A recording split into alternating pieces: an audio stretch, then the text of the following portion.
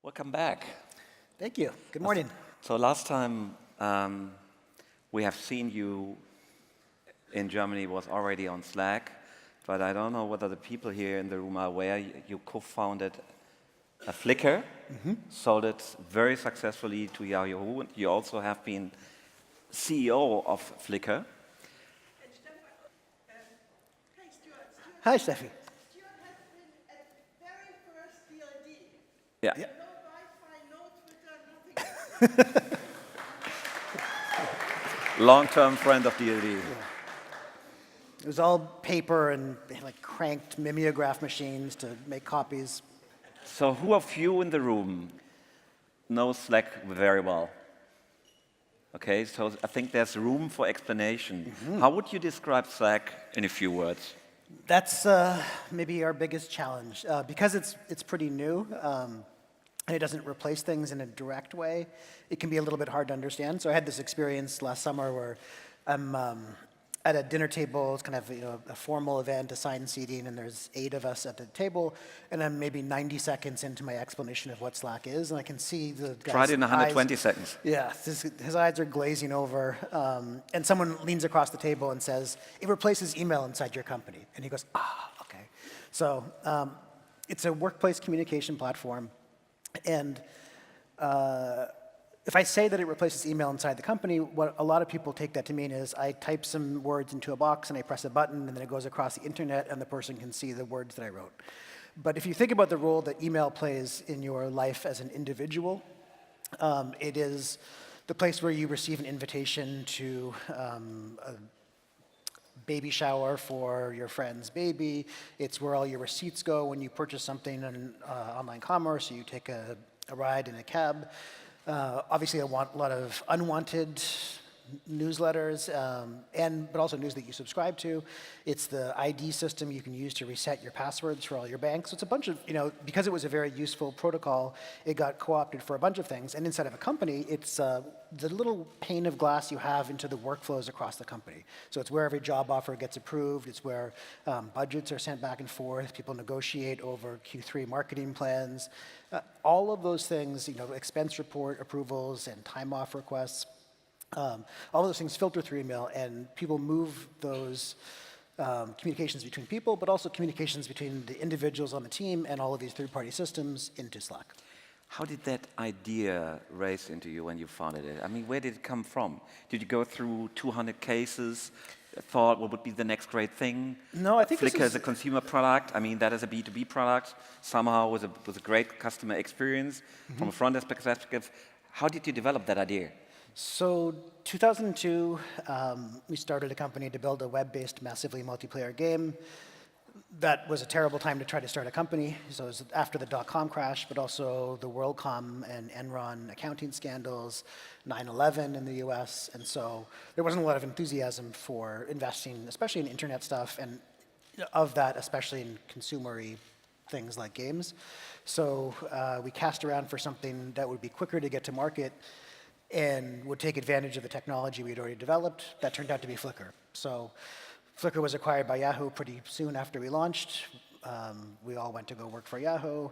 And then in 2009, 4 of the people from the original Flickr team, I'm one of them, decided, okay, now we can't fail to build a web-based, massively multiplayer game that will be a huge success, because it's 7 years later. From the perspective of 2002, hardware is essentially free, the network is everywhere, people's computers are faster, we're more experienced, there's all this amazing open source software, and we tried it and we failed again. But we spent 3.5 years working on it.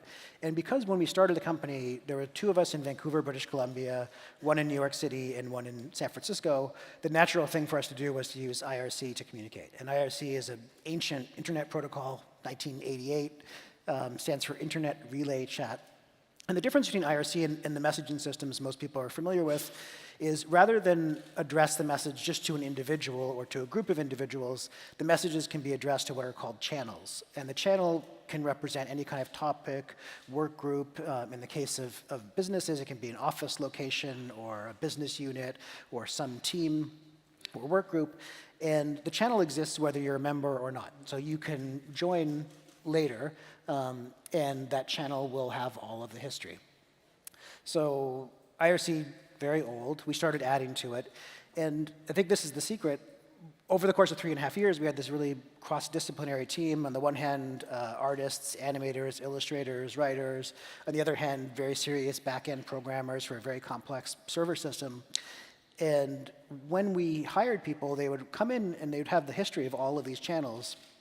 And they got up to speed much more quickly. And we found another thing. The more people paid attention to this one centralized system, the more information we routed into it. So when people uploaded a file to the file server, that would get announced. When our daily stats run completed, that would be announced. If there was a database problem that was affecting users, that would be posted into IRC. The more information we routed into it, the more people paid attention to it. So fast forward 3.5 years, we had been slowly addressing any problem that was so irritating that we couldn't stand it, or taking advantage of every opportunity that seemed so valuable that we couldn't help but take advantage of it, but totally subconsciously. We didn't have a name for the system. We didn't think about it in the normal course of events. And it was only when we decided to shut down the game because it wasn't going to be a good business that we realized, hey, we would never work without a system like this again. Maybe other people would like it. But it didn't have the normal elements which come into pretty much all kinds of design or product design, but especially in software, which is ego about the decisions or speculation about what users want. It was like really just the things that we absolutely needed to get work done. And can you share how large are you today as a company? Revenues, users, daily actives? Daily actives over 6 million. There's 86,000 here in Berlin, so more than would fit into the stadium. Just think about it. Yeah. It is a B2B tool. 70,000 people use Slack here in Berlin, knowing this is one of our tech hubs of Germany, and a lot of engineers love to work with it. But can you say something about the revenues you're doing? Yeah, we eclipsed 200 million in annual recurring revenue earlier this year. So. And you have huge competitors around. Yep. How do you see Microsoft? I mean, they have just acquired LinkedIn to go into the communication field, as I said, by competing with that acquisition against Salesforce. That's their own SEC material, which they released. How do you see these companies as competitors? I mean, I've been in your office 3 years ago. If I see the Microsoft office today, what they have, it is very, very googly. Yep. So it's lots of attraction to get in some talent. When I was in your office, it was very like a machine room. Lots of people very packed together, high density, working very intensively together. I mean, how do you see these competitors, and how do you get the great talents into your company? Well, so two things. One is you definitely have to respect Microsoft because they've been around for a long time and they're close to $100 billion in revenue, enormous market cap, a huge install base, a lot of distribution, and a lot of existing technologies that they can integrate with, so that can be daunting. But I think it goes to prove out one of the things that we started saying maybe 2.5 or 3 years ago, which was within 10 years, everyone in the world will be using Slack or something like it. And that's not, I mean, we don't necessarily win that, right? So it could be that we fast forward 7.5 years from now and most people are using something like Slack, but not Slack itself. But the reason I say that is there's 50,000 organizations around the world that are paid customers. There's millions of people that are paid. And a lot of that success has been despite our actions as opposed to because of them. We're not such marketing geniuses that we have somehow tricked these people into using Slack on a daily basis. There was a demand for it out in the world, and the fact that Germany is our second biggest market in the EU after the UK, and fifth biggest in the world, despite the fact that it was an English language only product for which you paid US dollars using a credit card with kind of 3 strikes. You say you make it your customer really difficult to hook on your service here. And despite that, we got a lot of customers. So, but they have a huge distribution power. If you think about Microsoft being installed on 95% of all the desktops in the world, I mean, most startups have Microsoft products somehow. They have the distribution power. How do you actually think? I mean, to be specialized in a section like engineers, where people are willing to work with great products because they're innovative. But how do you want to scale after you get now a target group very successfully in other target groups where Microsoft has a huge competitive advantage with this global distribution? Well, let's go back to like maybe 1982 to 1985. I think anyone who said at that point that Microsoft would end up being a bigger and more valuable company than IBM would have been laughed out of the room. I love your approach. Yes, Microsoft went on to I become... love your approach. So you're saying in 10 years' time from now, Slack is one of the great companies of the planet. Of I course, would love it. But if you fast forward from there, you know, Microsoft in, say, 2004, 2005, sees this little company in Mountain View being much more successful than they could have anticipated. They're doing web search. Hey, we have literally 100 times the engineers, we have 100 times the capital, we have 100 times the experience, we'll crush them, and they put $15 billion into web search over the course of the next decade and lost spectacularly. And is that because people who work at Google are special geniuses that, you know, are so much smarter than the people who work at Microsoft? No, because even just 3 or 4 years later, people at Google see Facebook's very successful, social networking is very valuable. Hey, we have incredible distribution. We're going to make every YouTube user in the world use Google Plus in order to post comments in YouTube. We're going to put it in Gmail. We're going to put it through web search.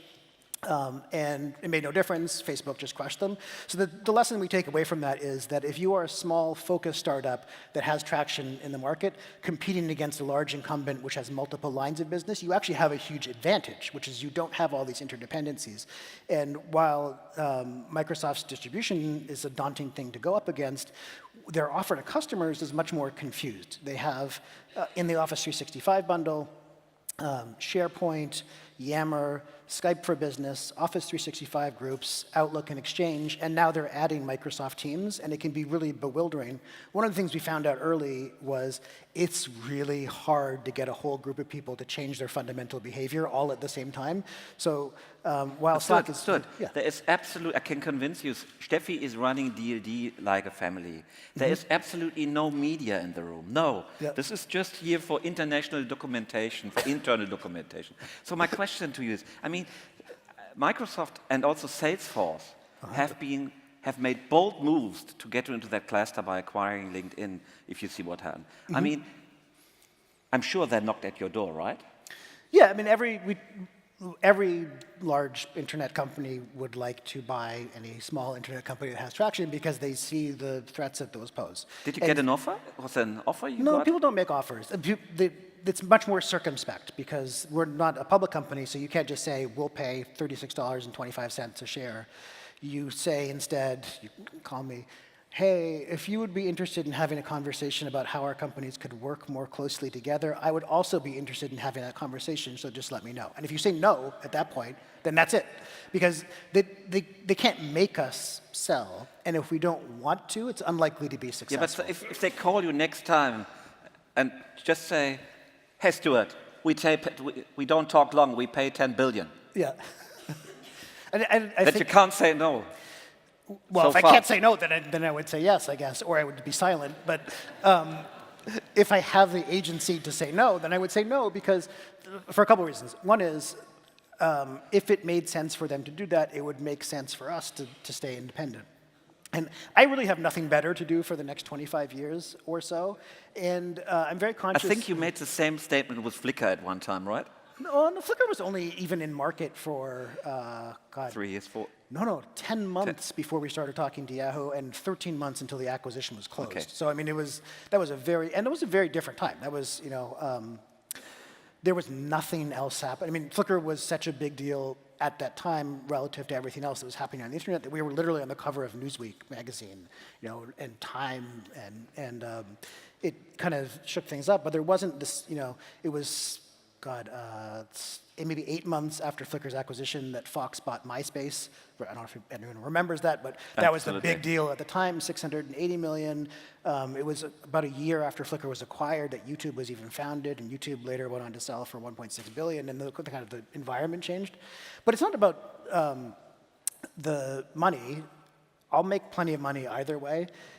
I love making software. I've been doing this for a long time. And I think that we're clever and we work hard, but that is, if this is all the success we've had, the clever and work hard part is maybe this much, and then this much is incredible timing, these perfect market conditions, having stumbled on to this product design, which we wouldn't have come up with ourselves if we intended to do. Stuart, is there a price tag? Is there a price tag? Are you making me an offer? My last question to that. For me personally, I mean, I'll never have this opportunity again. So if I ever wanted to see how far I would take it, this is the time to do it. I'm still a fiduciary to our shareholders and to our employees, and so I'm not going to be wildly irresponsible. And it's not the Stewart Butterfield show, and it's not about my ego. But I really like doing this, and I think that the opportunity is literally unbounded. So when I use the IBM to Microsoft, Microsoft to Google, Google to Facebook, one of the morals of that story is, hey, look, all of these companies are still huge companies. And Facebook's success didn't mean that Google didn't go on to be the second most valuable company in the world, and all of Google's success didn't mean that Microsoft didn't go on to maintain its position as I think now the #3 most valuable company in the world. IBM, despite recent troubles, is kind of a comeback, and it's still worth $100 billion. So there's a lot of opportunity, and the idea that we have reached some static endpoint in the evolution is obviously wrong. We're still at the very beginning. Okay. At the very beginning, that's a good keyword. Let's talk the rest of the 2 minutes we have about artificial intelligence and machine learning. What is your perspective from Slack if you hear that? Is communication between people on Slack in 3-4 years being supported by bots, by more services that come out of AI and artificial intelligence?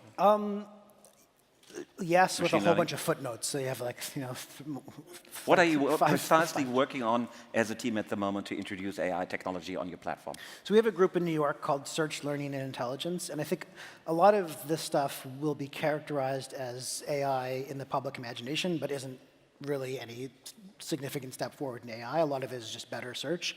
It depends how you feel about going to Google. You start typing your query, and you're maybe 1/3 of the way through typing it. It already guessed what you were going to say. You hit enter, and 800 milliseconds later, the exact answer is one boxed at the top of the page.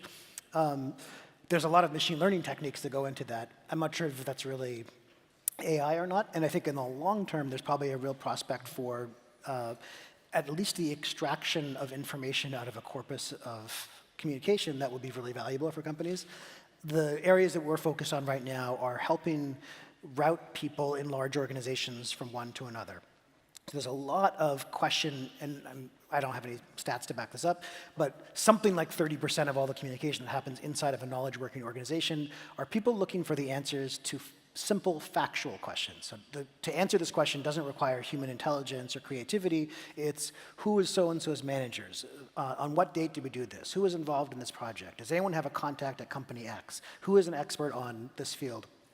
And almost all those answers are latent in the archives of the company, and being able to extract them in an intelligent way, I think, is a big challenge, and is one of the few opportunities that has the potential to be like a double-digit percentage increase in productivity for knowledge workers. And I guess since we're out of time, I can wrap it up there. It's tempting to think that this is now, here you say new work, there we say future of work, that we've somehow reached this like terminus or endpoint. I think this is a lot more like the evolution of the applications of electricity in like 1910 or 1920. So electricity had been very valuable. We got the telegraph, we got the radio, we got electric lights, we got motors and started electrifying factories, but we were still, 100 years from the applications that we have today. The applications of this technology in the context of work and in the context of human communication, which is literally the hardest problem, I think, that human beings have, is communicating with one another. Much harder than getting into space, much harder than miniaturizing components further or any of those kinds of things. We're going to be at this, not just Slack, but I think the world for many hundreds of years to come. That is a fantastic closing remark. Thank you very much, No problem. Stuart, to be Pleasure. here. Thank you very much. Thank you.